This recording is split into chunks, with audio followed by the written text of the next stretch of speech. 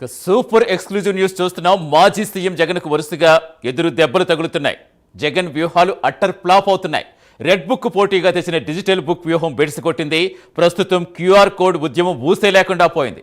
కూటమి నేతల కోసం పెట్టిన డిజిటల్ బుక్ లో వైసీపీ నేతలపైనే ఫిర్యాదులు వెల్లువెత్తుతున్నాయి. మాజీ మంత్రి విడుదల రజనీపై డిజిటల్ బుక్ లో ఫిర్యాదు చేశారు. రెడ్ బుక్ వచ్చిన క్రేజ్ డిజిటల్ బుక్ వస్తుందని వైసీపీ భావించింది.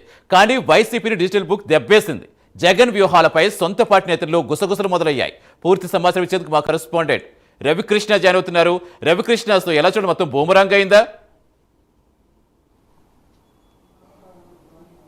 అంటే సతీష్, ఏదైతే ప్రధానంగా కూడా కూటమి ప్రభుత్వం అధికారంలోకి వచ్చిన తర్వాత వైసీపీకి సంబంధించినటువంటి నాయకులు కార్యకర్తల మీద కేసులు నమోదవుతున్నాయని, అక్రమ కేసులు నమోదు చేస్తున్నారు.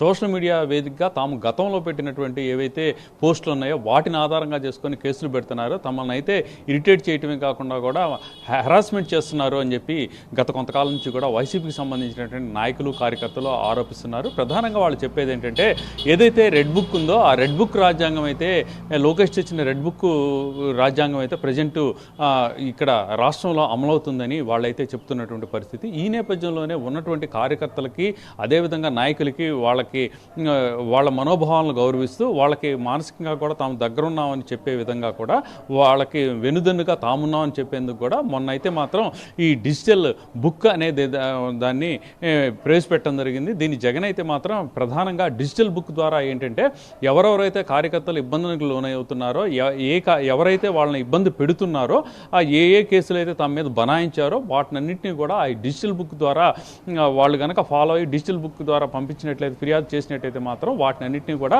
మేము పరిగణలో తీసుకుంటాం. భవిష్యత్తులో మేము అధికారంలోకి వచ్చిన వెంటనే ఈ అక్రమంగా ఎవరైతే కేసులు బనాయించారో వాళ్ళందరి మీద తగిన విధంగా కూడా చట్టపరంగా చర్యలు తీసుకుంటామని ఒక హామీ అయితే కార్యకర్తలకి, నాయకులకి ఇచ్చినటువంటి పరిస్థితి. ఈ నేపథ్యంలోనే ప్రజెంట్ అయితే మాత్రం డిజిటల్ ఏదైతే బుక్ ఉందో ఆ డిజిటల్ బుక్కి సంబంధించి ప్రజెంట్ కొంచెం హల్చల్ చేస్తున్నటువంటి పరిస్థితి.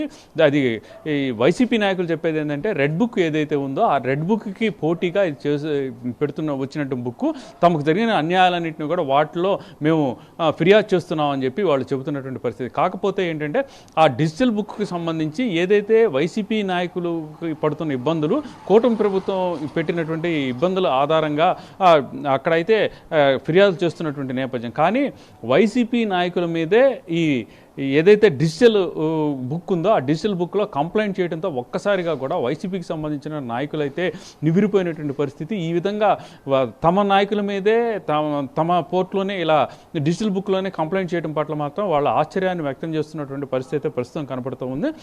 ముఖ్యంగా కూడా ఎవరైతే వైసీపీ నాయకులు కార్యకర్తలు ఉన్నారో వాళ్ళందరికీ కూడా అండగా ఉన్నానని చెప్పేందుకు ఇటువంటి నిర్ణయాలు అయితే జగన్మోహన్ రెడ్డి అయితే తీసుకున్నారు. అంతకుముందు అయితే క్యూఆర్ కోడ్ అనేది కూడా తీసుకొచ్చారు. ఆ క్యూఆర్ కోడ్ ద్వారా అక్కడ ఉన్నటువంటి నాయకులు ఏ విధమైనటువంటి అరాచకాలు చేస్తున్నారు, వాళ్ళు చేస్తుంది ఏంటి అని చెప్పేందుకు అయితే మాత్రం తీసుకొచ్చినటువంటి పరిస్థితి. అయితే రజనీ మీదే, ఎవరైతే మాజీ మంత్రి రజనీ ఉన్నారో రజనీ మీదే అక్కడ నవతరం పార్టీకి సంబంధించినటువంటి రావు సుబ్రహ్మణ్యం అనేటువంటి వ్యక్తి ఈ డిజిటల్ బుక్లో కంప్లైంట్ చేయడం మాత్రం ఒక్కసారిగా కూడా పార్టీ వర్గాలు అయితే విస్మయానికి గురైనటువంటి పరిస్థితి అయితే కనపడుతుంది. Right, thank you Ravikrishna.